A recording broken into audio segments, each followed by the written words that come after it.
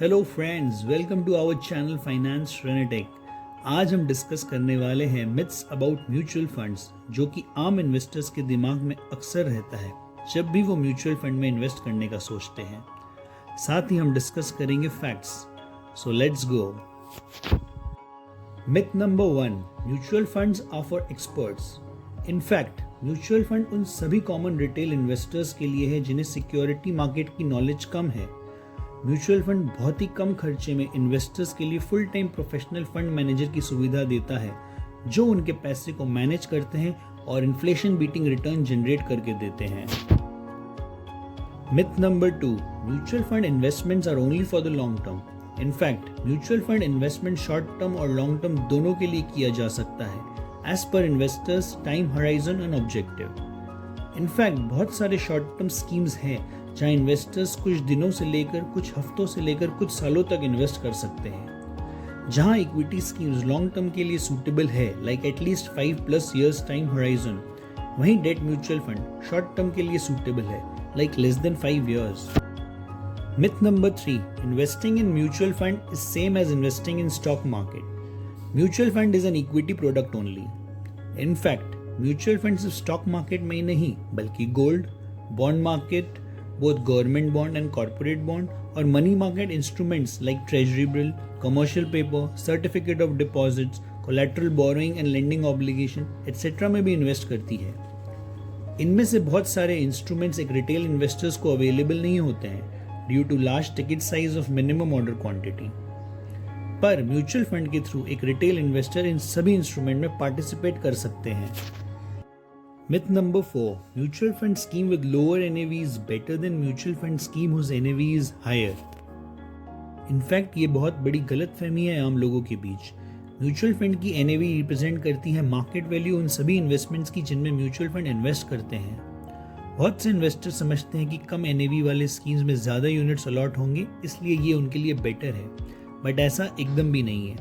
आइए हम समझते हैं इसे एक एग्जाम्पल से। सपोज आप 10,000 रुपीज ईच इन्वेस्ट करते हैं स्कीम ए जिसकी NAV 20 है और स्कीम बी जिसकी NAV 100 है। इस हिसाब से आपको अलॉट होंगे 500 यूनिट्स इन स्कीम ए और 100 units in scheme B.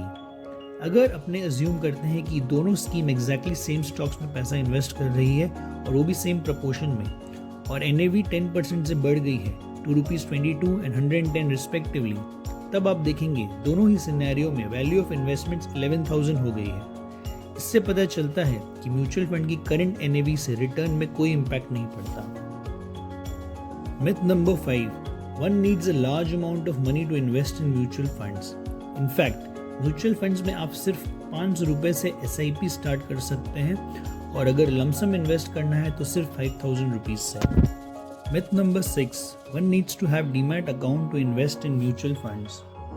In fact ऐसा एकदम भी नहीं है कि आपको म्यूचुअल फंड में निवेश करने के लिए डीमैट अकाउंट का होना ज़रूरी है। आप कन्वेंशनल वे में भी इन्वेस्ट कर सकते हैं, जहां आप डायरेक्टली एसेट मैनेजमेंट कंपनी से म्यूचुअल फंड ले सकते हैं और वो आपको आपकी होल्डिंग पीरियोडिकली अपडेट करती रहेगी। Myth number 7, a scheme with higher NAV has reached its peak. In fact ये भी एक बहुत बड़ी गलतफहमी है इन्वेस्टर्स में। अगर NAV पीक में पहुंच गया है, इसका मतलब ये एकदम भी नहीं है कि वो फंड आगे जाके परफॉर्म नहीं करेगा। इनफैक्ट इसका मतलब ये होता है कि ये फंड ओवर द इयर्स बहुत ही अच्छा परफॉर्म किया है।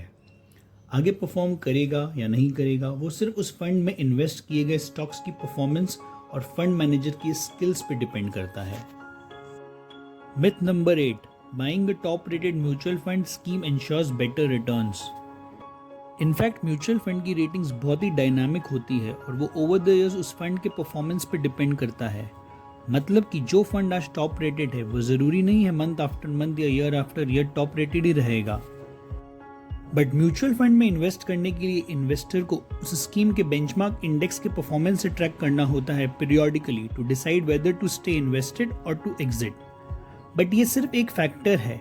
इन्वेस्टर्स को और भी पैरामीटर्स देखने चाहिए, जैसे कि Sharpe ratio, standard deviation, fund manager का इन्वेस्टमेंट स्टाइल एटसेट्रा।